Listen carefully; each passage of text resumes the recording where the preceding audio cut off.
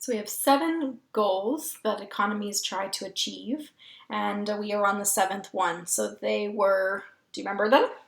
Improve standard of living. Number 2 is economic growth.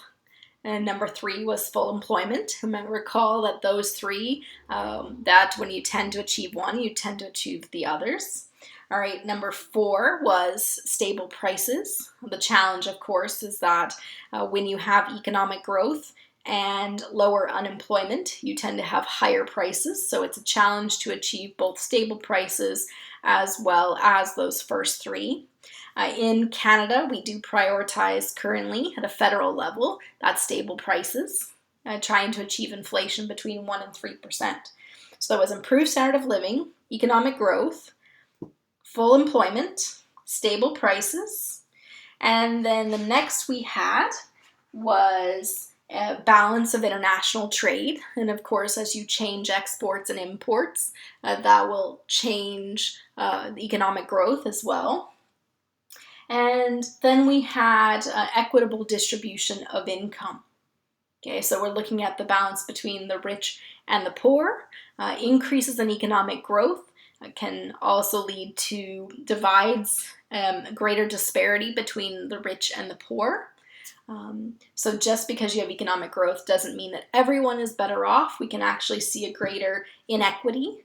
Inflation also creates inequity because those on fixed income, when prices go up, they don't have more income, so their money doesn't go as far, and those who are still working, their pay tends to eventually have a cost of living adjustment, their income will increase, and so they are able to pay those higher prices. So inflation, economic growth, they can create more inequity as opposed to a more equitable distribution of income. So our last goal is manageable government debt and deficit. So what are we looking at? We're looking at the amount that our government spends versus how much it earns in revenue. And that source of revenue is from taxes. So we're looking at government spending versus taxes. And if the government spends more than they bring in tax revenue, then we have a budget deficit. Okay? We have a budget surplus if the government spends less than they bring in tax revenue. Okay? Now, when we look at deficits, if you have a deficit year after year, it becomes debt. So we want to look at what is happening with budget deficits and surpluses. We also want to look at what is happening to the level of debt within countries.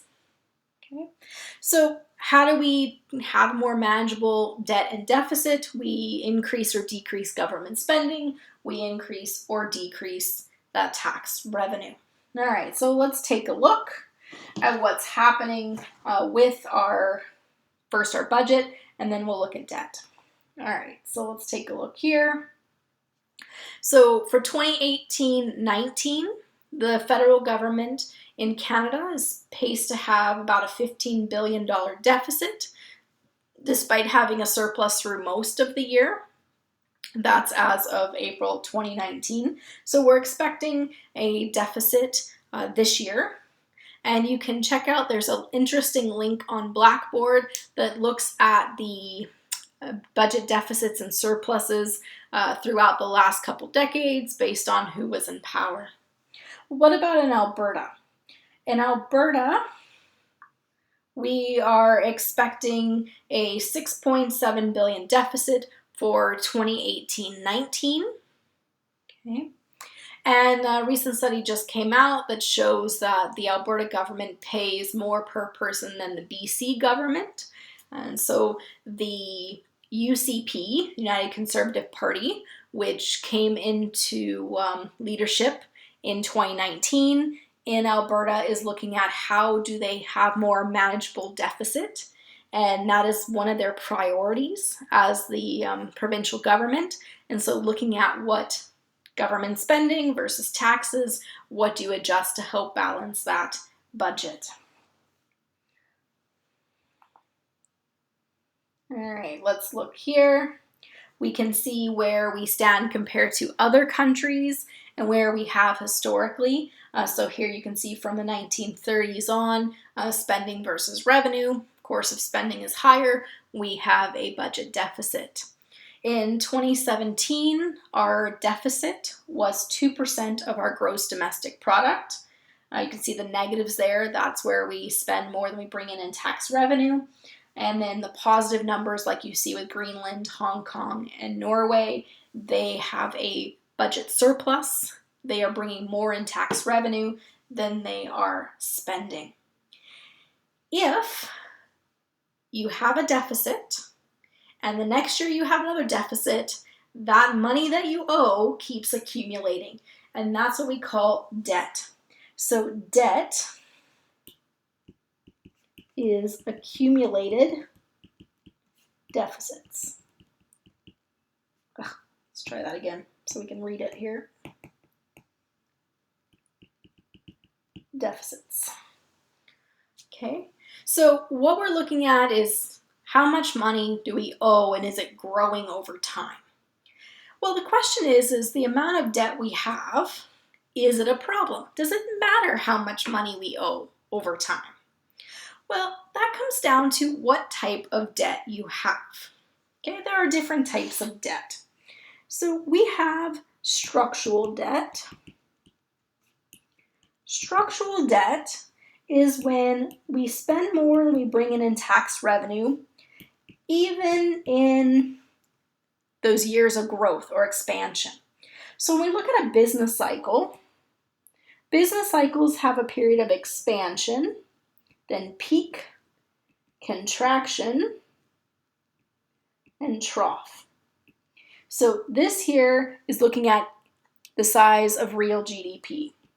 So if our real GDP goes up, okay, real GDP per capita is going up, our economy is growing.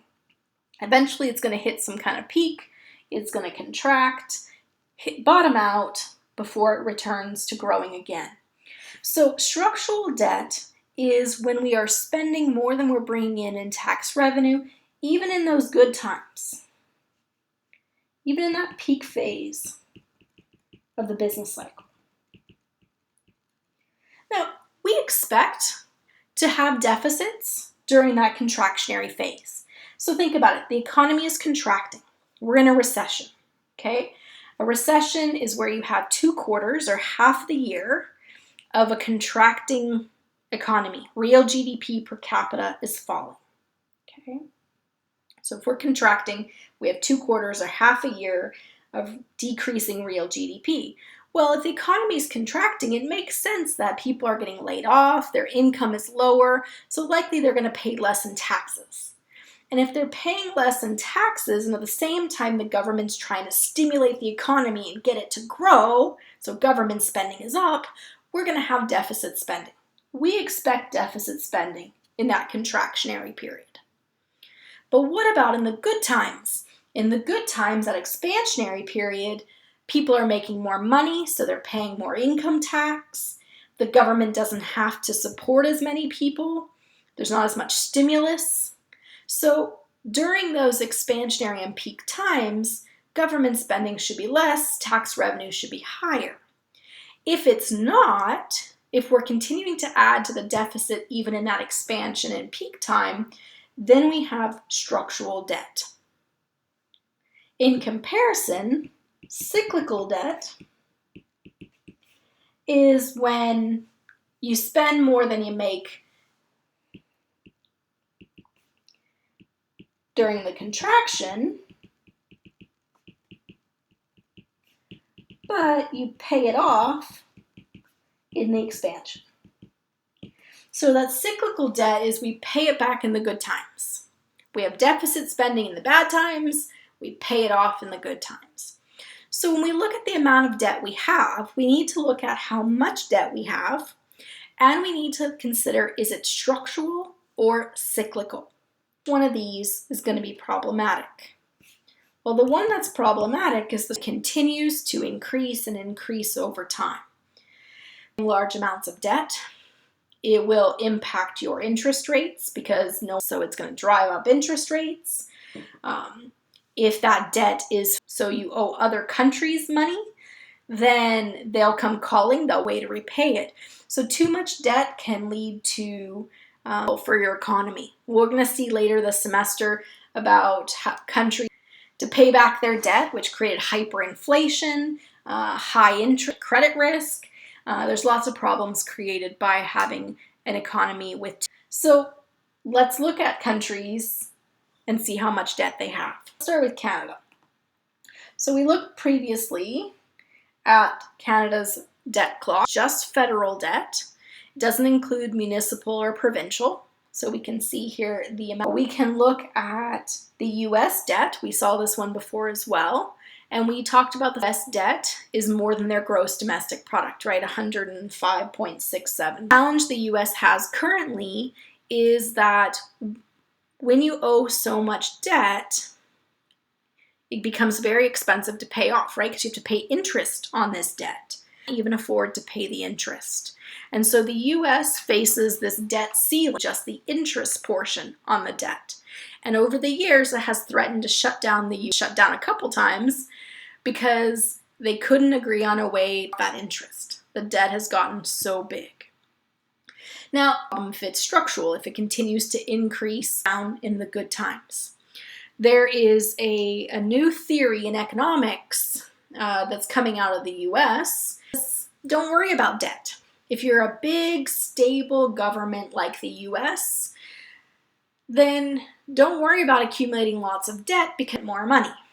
Now, when other countries print more money, like Zimbabwe, you get hyperinflation. Their money. These economists are arguing that the US government or the US economy is so big, it's seen as a use US dollars when their economy is unstable. It's where foreigners put their money when there's global upheaval, that the US is so stable and safe money to pay off their debt, it wouldn't cause hyperinflation. Now, Jerome Powell does not agree with that philosophy, but used by President Donald Trump. So don't worry about the debt. Now, others are worried about the debt, including the European Union. And so if we go, here is the public debt as a percentage of gross Europe. If you want to join the European Union, your gross debt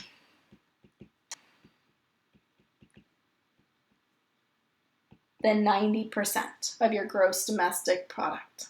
You see here in the orange and the lighter orange, they all have, in fact, one of the problems during the 2008 recession is that all the European Union had gross debt greater than 90%. They wouldn't have qualified the union that they were in. In terms of deficit, it can't be more than 3% of your gross domestic product. So if we just see here that, for example, the US, the UK, China, Japan, all of them have deficit spending in excess of their GDP. If you wanted to join the European Union, you can't have. So as we look at debt, cyclical, we pay it down in the good times, and we also want to know who owns the debt, because when foreigners can't just make it go away. So remember, bonds are debt. So if your citizens are the ones who own your own debt, you can carry on your debt longer. But if your debt is foreign owned, like we saw with Greece, in Germany, and German banks own most of their debt, well, they're not just going to forgive that money. At some point, that bill becomes due back. So this semester, we're going to be diving into these goals in more detail. We're going to be looking at debt as well as all of the other goals that we've talked about in these last videos.